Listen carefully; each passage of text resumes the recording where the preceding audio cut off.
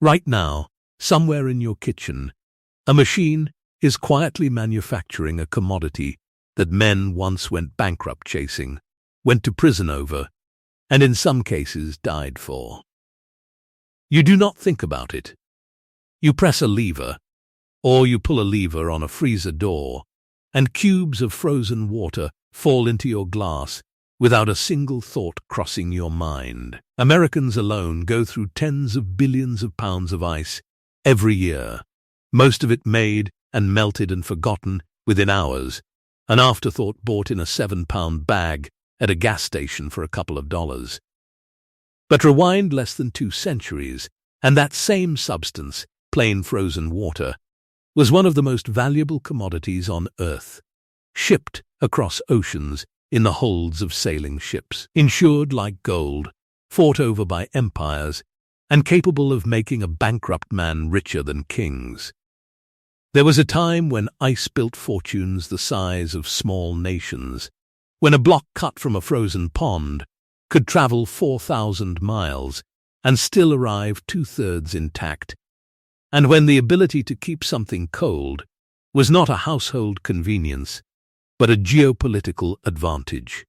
So how did frozen water, a substance that falls from the sky for free and that we now generate on demand with the push of a button, become the fuel of an entire pre-electric global economy?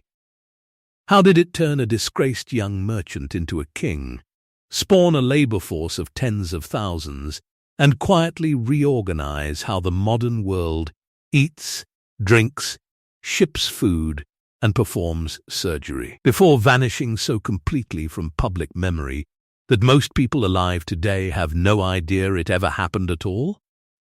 That is the story we are telling.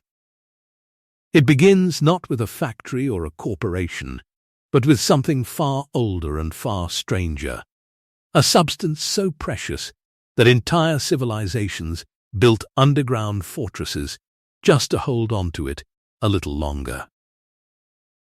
Long before anyone thought to sell ice, they built temples to it. In the deserts of ancient Persia, engineers were solving a problem that should have been impossible: how to make ice in a climate where summer temperatures regularly scorched past human tolerance, with no mechanical cooling of any kind. Their answer was the yakhchal, a cone-shaped structure rising from the sand like a beehive built by giants, its thick walls made of a special mortar that resisted heat absorption. Some of these structures still stand today, over 1,000 years later, which is more than can be said for most modern refrigerators. The yakhchal worked by combining evaporative cooling with wind-catching towers that funneled air downward, dropping the internal temperature enough that water brought in from nearby mountains at night could freeze solid inside a hole in the ground, even in summer. The ice was then packed below ground, insulated, and preserved for months, doled out to royalty and the wealthy, while everyone else sweated through the Persian summer without it. This was not primitive technology.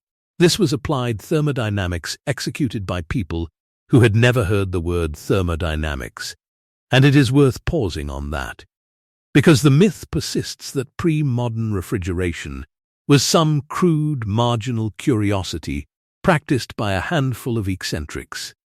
The truth is closer to the opposite. It was an engineering discipline taken seriously enough that the ruling class staked their comfort, and in some cases their medicine, on it. Rome, characteristically, solved the problem with logistics rather than architecture. Wealthy Romans employed what were essentially human refrigeration networks, runners who would sprint snow down from the Apennine Mountains to the city, where it was packed into insulated pits, sold in markets, and mixed into wine to produce something resembling the world's first snow cone, a delicacy the Emperor Nero reportedly favored. It was slow, it was expensive, and it was entirely dependent on the muscles of anonymous laborers who left no names in the historical record. Only sore legs and a permanent supply chain running downhill. Meanwhile, in imperial China, ice was so tightly bound to state power that harvesting and storing it became a literal government office. Ice pits dug deep into the earth, lined with insulating straw and reeds, were stocked every winter under direct supervision of officials whose entire job was making sure the emperor's ice supply never ran dry, with surplus occasionally distributed to court favorites as a mark of status. In every one of these civilizations, separated by thousands of miles and centuries of history, the pattern repeats with almost eerie consistency. Ice was never simply weather. It was leverage. It signaled who could command nature itself to bend a little in their favor, who could offer a cold drink in the middle of a heat wave while everyone else suffered. It was a currency of power long before it became a currency of commerce. And that distinction matters, because everything that follows in this story is really about the moment those two ideas collided. That collision has a name, and it belongs to a young man from Boston who, by every reasonable measure, should have been remembered as a punchline. Frederick Tudor was born into a prosperous, well-connected Massachusetts family, the kind of household that expected its sons to become lawyers or merchants of respectable, predictable goods. Frederick wanted none of that. He was restless, proud, prone to grudges, and convinced he had found something no one else could see. In 1806, at 22 years old, Tudor decided he was going to load a ship with ice cut from a New England pond and sail it to the sweltering Caribbean island of Martinique, where he intended to sell frozen water to people who had never seen it survive contact with their climate for more than a few minutes. Boston society did not simply doubt him. It mocked him, openly and often, in the newspapers and in the drawing rooms where his own family's reputation was being quietly spent on his behalf. The idea of exporting winter to the tropics struck most listeners as somewhere between a swindle and a delusion, and the local press treated the scheme as a standing joke, referring to Tudor's cargo with the kind of amused contempt usually reserved for conmen and lunatics. He did it anyway. His first shipment reached Martinique largely intact, proving the physical premise was not insane. But the commercial execution was a disaster. There was no market prepared to receive the product, no insulated storage waiting on the docks, no local merchants who understood what to do with several tons of slowly melting Massachusetts pond water. Much of that first cargo simply liquefied into a very expensive puddle before Tudor could turn a profit. He tried again. And again. For nearly a decade, Tudor's ice ventures limped from one failure to the next, undercapitalized, poorly insulated, and repeatedly outrun by the very heat they were designed to defy. He sank family money into the scheme, then borrowed against what remained of his credibility, then borrowed again. Creditors stopped extending patience long before the ice trade started extending profit. And in 1812, Tudor found himself imprisoned for debt, a humiliation that would have ended most men's ambitions permanently. It did not end his. Between failed voyages and stretches of financial ruin, Tudor kept meticulous, almost obsessive notes on insulation, storage temperature, and shipping technique, treating every disaster as data rather than verdict. He was, by most contemporary accounts, insufferably stubborn, difficult to work with, and incapable of accepting that the world's ridicule might contain any useful information. That same stubbornness, the trait that made him nearly impossible to like, turned out to be the exact quality the ice trade required, because everyone else with any sense had already quit. Slowly, painfully, the persistence began to compound. Tudor secured better insulation methods, refined how ice was packed and separated to slow melting, and started targeting markets with steadier demand and less competition, including the sugar colonies of the Caribbean and eventually the American South. By the 1820s, the man Boston had openly laughed at was quietly becoming the only reliable supplier of a product nobody else had the patience to deliver. The joke was not over. It was simply about to change direction and land on everyone who had told him it could never work. Tudor could prove ice survived a voyage. What he could not do, alone, was turn that proof into an industry. That transformation required a second man, one far less interested in ridicule or reputation, and far more interested in the brute mechanics of the problem. Nathaniel Wyeth was a Massachusetts inventor with a practical mind and no patience for wasted labor. And when he looked at the way ice was being harvested by men hacking at frozen ponds with axes and handsaws, he saw an operation bleeding time and money at every step. Wyeth's answer was deceptively simple. He designed a horse-drawn ice plow, a blade-fitted device pulled across a frozen pond that scored the surface into uniform grids, turning ice harvesting from an improvised scramble into something closer to a factory floor laid flat across a lake. Blocks that once took a skilled man minutes to cut by hand could now be scored, split, and hauled in a fraction of the time, in uniform sizes that stacked efficiently and wasted less space in transit. Uniformity, it turned out, was everything.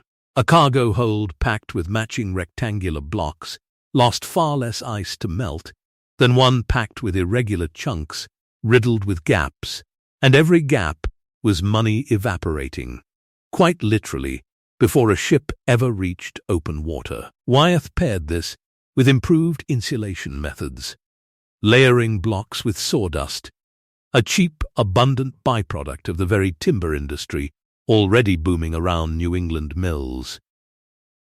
Sawdust trapped air, slowed heat transfer, and cost almost nothing, which meant Tudor's operation could insulate tons of cargo for pennies rather than commissioning expensive specialized packing. The economics shifted overnight.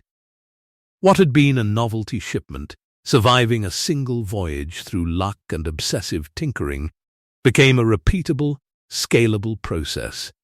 And repeatable, scalable processes are exactly what empires are built from.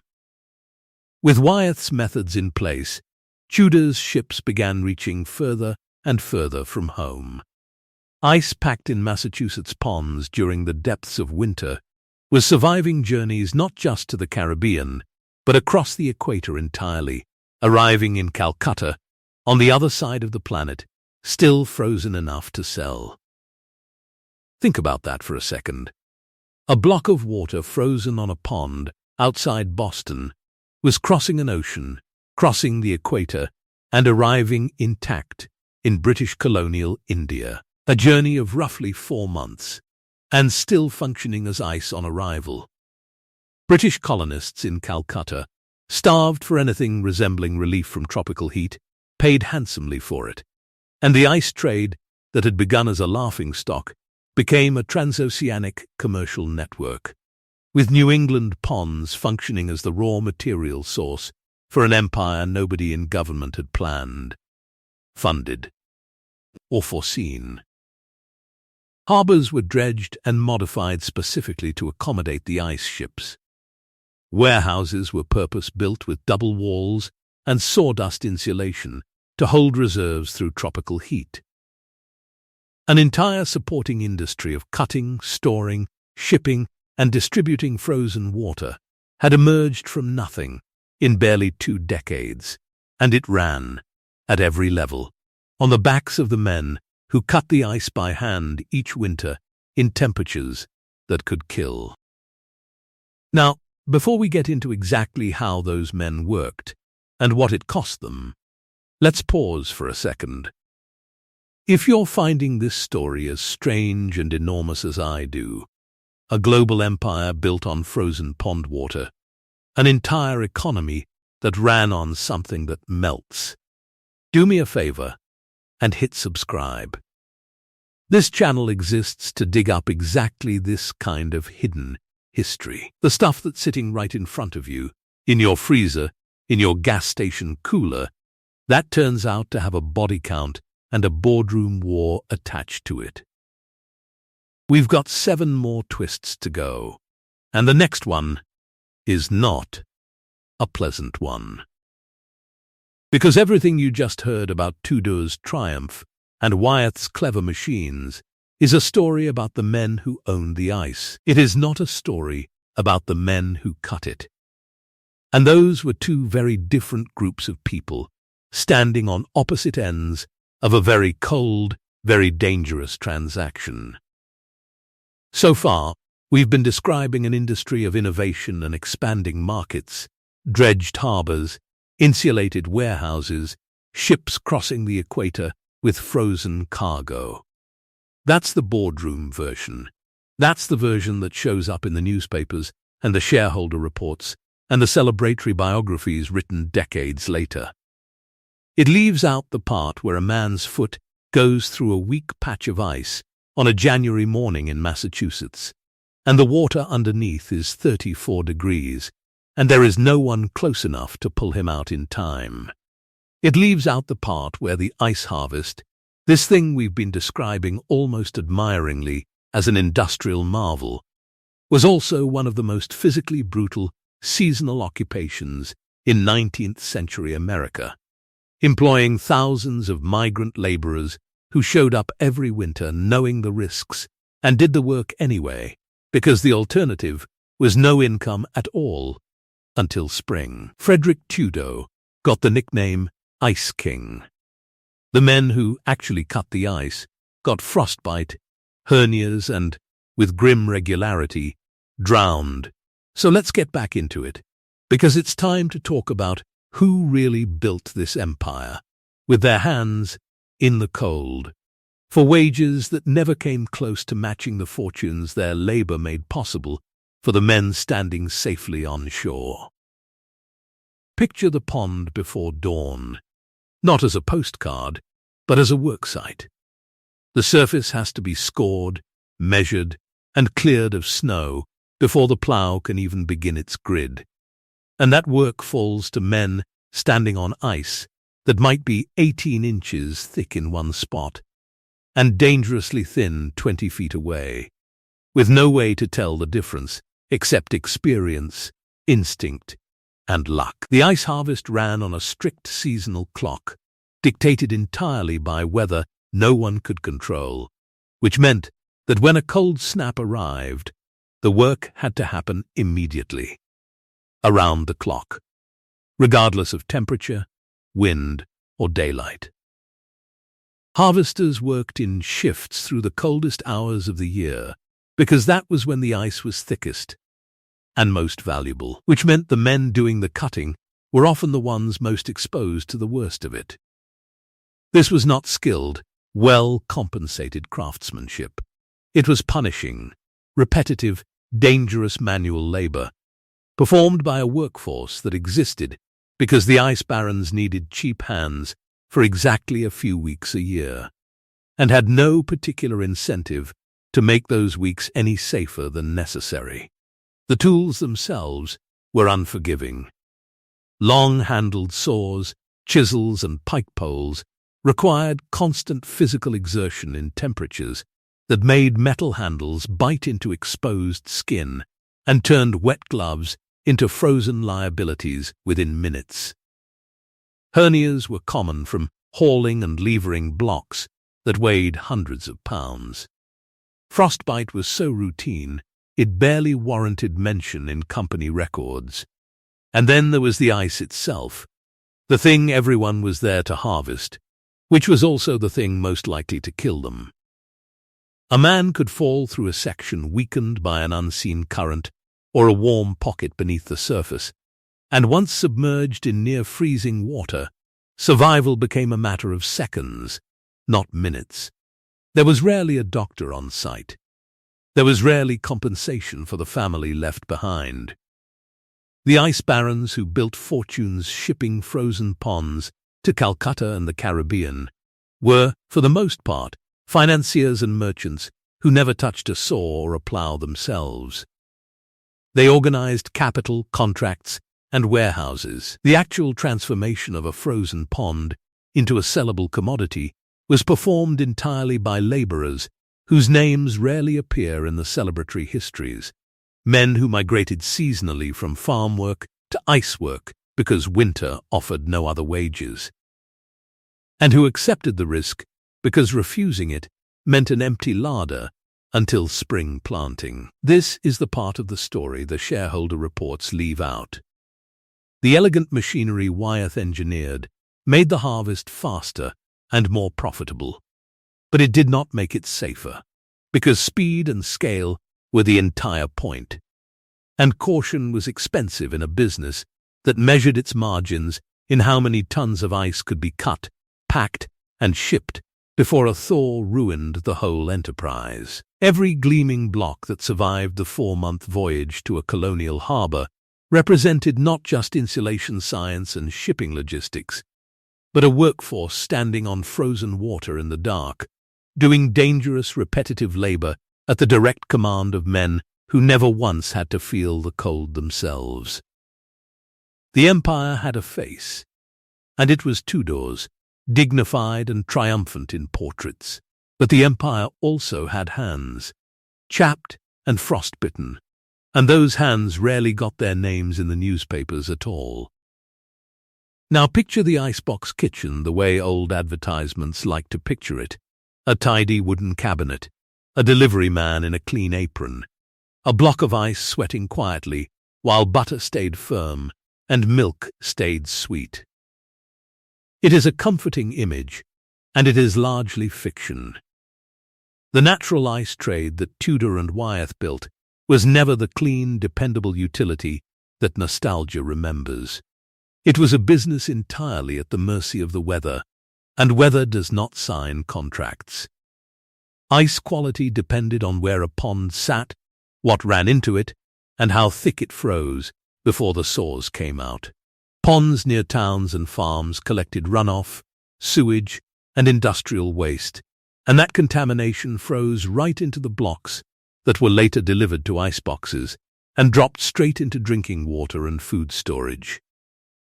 Doctors and public health officials of the era raised alarms about ice cut from polluted ponds, tracing outbreaks of typhoid and other waterborne illness back to ice that looked, to any household buying it, indistinguishable from the clean product cut a few miles upstream. The consumer had no way to tell the difference by sight. Trust in ice, it turned out, was mostly trust in luck. And then there was the problem no amount of engineering could solve.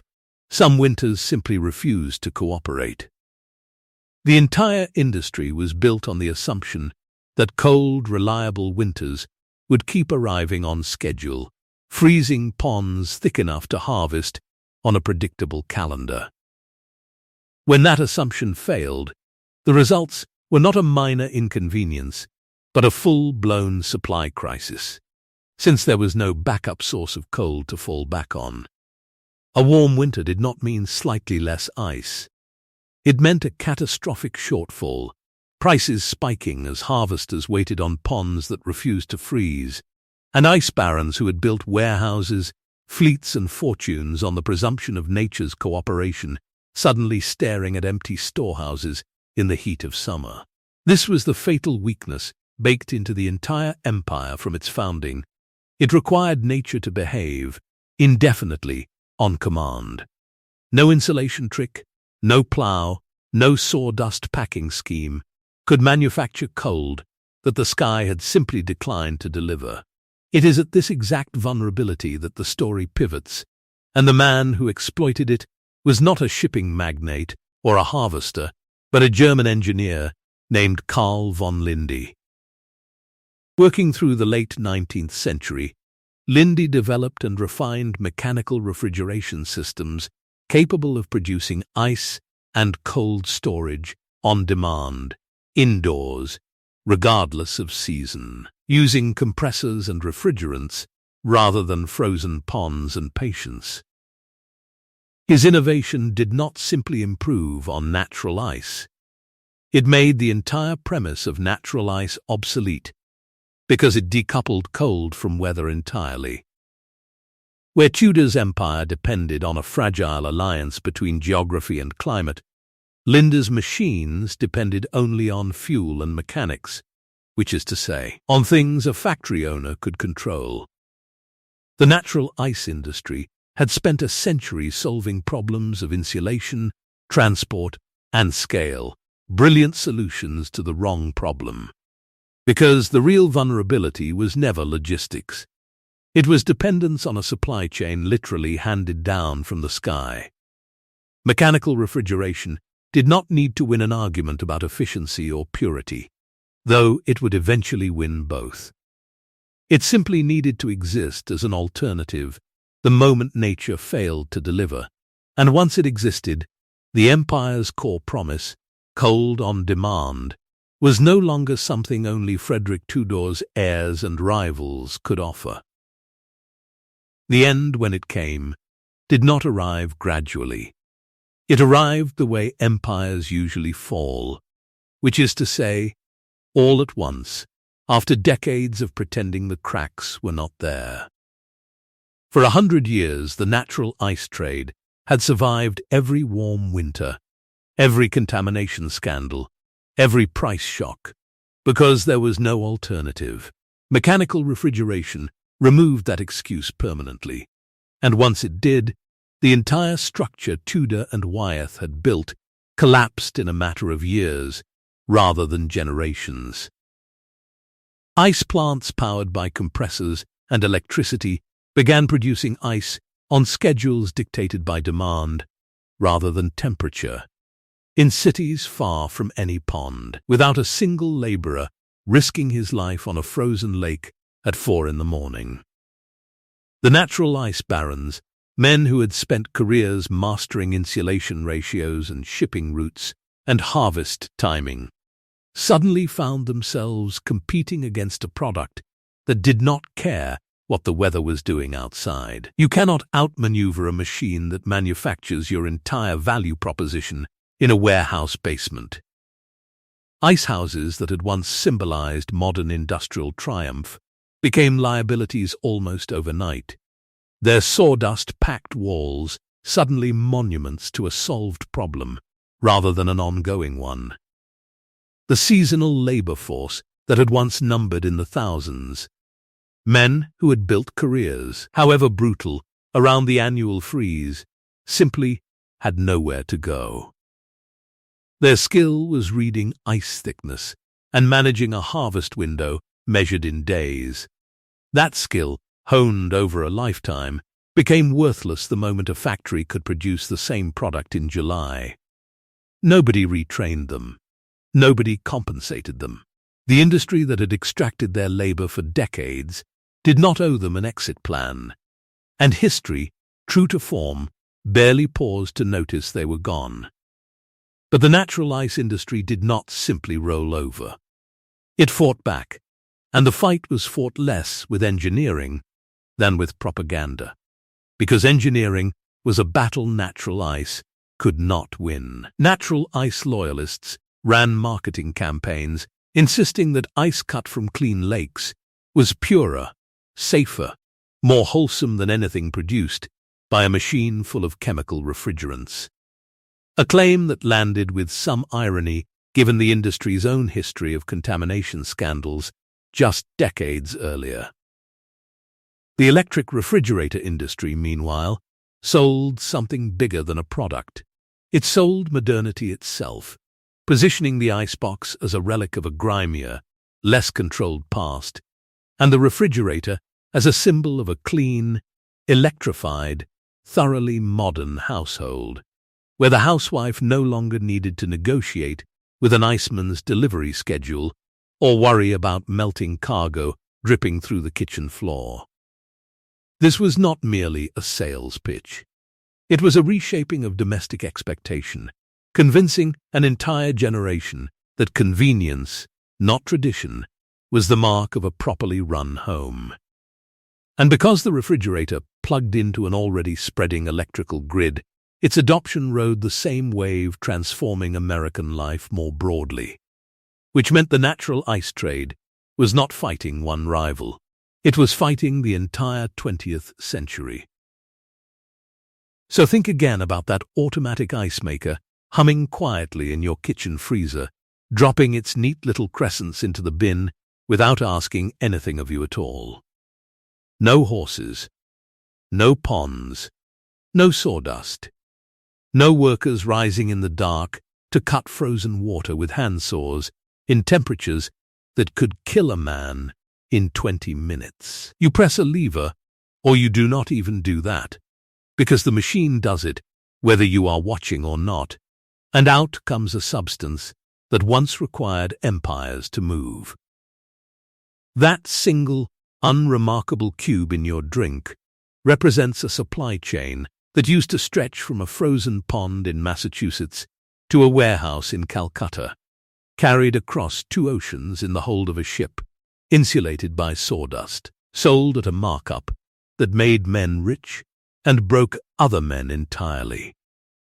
Frederick Tudor nearly went to debtor's prison chasing this idea when everyone told him ice would never survive a voyage to the tropics. Nathaniel Wyeth had to reinvent the tools of harvest before it could ever become an industry rather than a curiosity. Thousands of anonymous laborers lost fingers, lost footing, lost their lives in the ice, so that people an ocean away could have a cold drink in July.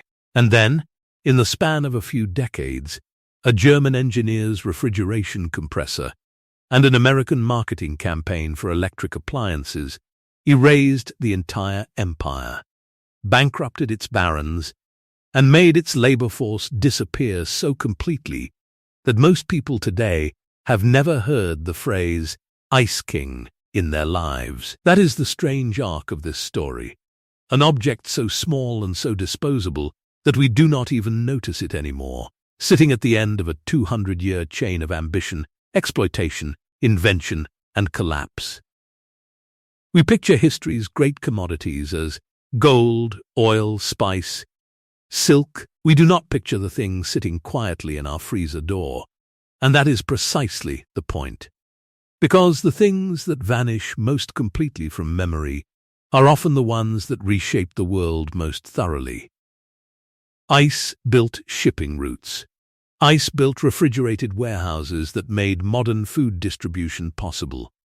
Ice bankrolled fortunes and broke men who bet everything on a substance that had a habit of simply melting away, which, if you think about it, is a fairly on-the-nose metaphor for the fortunes themselves. And if you have made it this far, hit subscribe, because there is a lot more hidden history sitting in plain sight, disguised as something mundane, waiting for someone to ask the obvious question nobody bothers to ask. Nobody looks at a Tuesday, ordinary ice cube clinking in a glass, and thinks about the Ice King, or the harvesters, or the compressors that put them all out of business. But maybe they should. Because somewhere underneath the frost on your freezer door is the ghost of an empire that briefly ran on frozen water and vanished the moment somebody figured out how to make cold on demand. The empire is gone.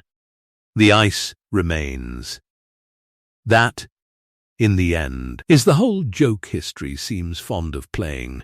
The commodity that built fortunes and broke men is now free, unlimited, and utterly beneath our notice, sitting in the freezer door of every kitchen on earth, waiting for nobody in particular to ask where it came from.